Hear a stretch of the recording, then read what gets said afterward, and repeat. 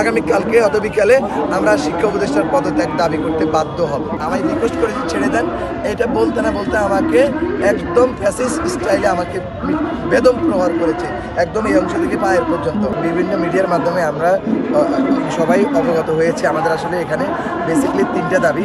প্রথম দাবি হচ্ছে আমাদেরকে বেসিকে 20% বাড়ি ভাড়া দিতে হবে, যেটা আমাদের কাছে অলরেডি ওনারা বলেছে দিবে। আমাদের দাবিগুলো যৌক্তিক, বারবার করে ওনারা বলছে, কিন্তু ওনারা কেন ডিলে করছে এটা আসলে আমাদের বোধগম্য নয়। দ্বিতীয় দাবি হচ্ছে আমাদেরকে মেডিকেল ভাতা 1500 টাকা।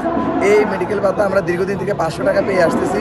বাংলাদেশের বা হোক বা পৃথিবীর কোথাও ডাক্তারের ভিজিট এটা নেই, যেটা আমরা বিভক্তি স্কুল কলেজ মাদ্রাসা শিক্ষকরা এটা পেয়ে আসতেছি। আমরা বলতেছি আমাদেরকে সরকারি নিয়মে যে 1500 টাকা মেডিকেল ভাতা সেটা দিতে হবে। আর হচ্ছে আমাদের তৃতীয় এবং চতুর্থ শ্রেণী যে কর্মচারীরা আছে ওনাদের উচ্চ ভাতা বর্তমানে হচ্ছে 50%, আমরা চাচ্ছি 75%। আমরা এখন 100% চাই না। আমাদের দাবিগুলো সবই যৌক্তিক।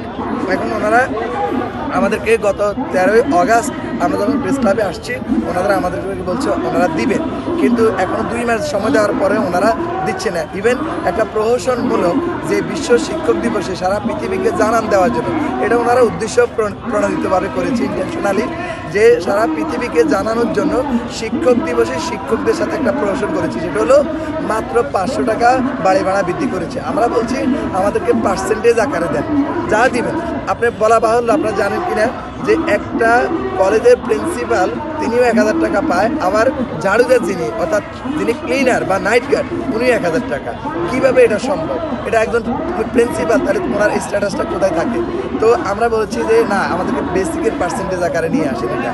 তো আজকে আমরা আগামীকালকে মঙ্গলবার আমাদের কর্মবিরতি পালন হওয়ার কথা ছিল, কিন্তু পুলিশ আপনারা দেখতে পাচ্ছেন আমাদেরকে রক্তাক্ত করেছে।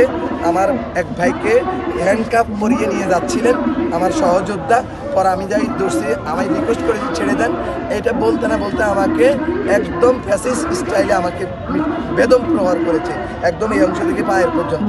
পরবর্তীতে আমাদেরকে রাত 8টার সময় ছেড়েছে। যে শিক্ষা উপদেষ্টা আছে উনি দায়িত্ব পালনে অবশ্যই ব্যর্থতার পরিচয় দিচ্ছেন, যেহেতু আমরা শিক্ষক সমাজ খোলা আকাশের নিচে রাত কাটাচ্ছি, উনি এখনও দিচ্ছেন না।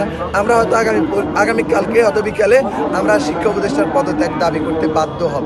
এটা হচ্ছে আমাদের সর্বশেষ কর্মসূচি।